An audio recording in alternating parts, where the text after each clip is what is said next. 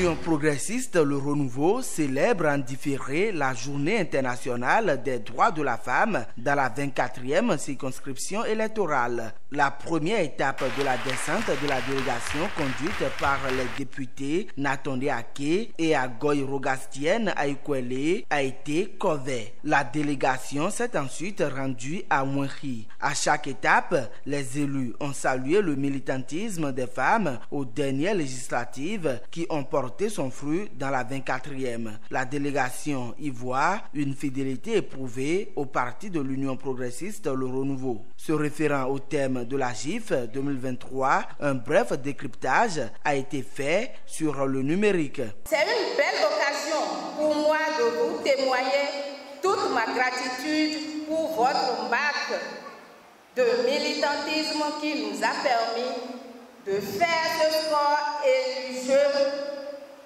aux élections du 8 janvier 2023. Aujourd'hui, l'Union progressiste Le Renouveau peut se réjouir d'avoir le siège de la femme dans la 24e circonscription électorale.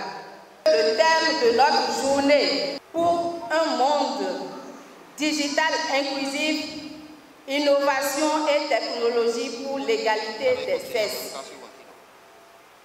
Ce thème vient en réalité sonner le cas de l'inculture et nous met au centre des technologies transformatrices et de l'éducation numérique qui offre de nos jours d'immenses possibilités de relever les défis du siècle.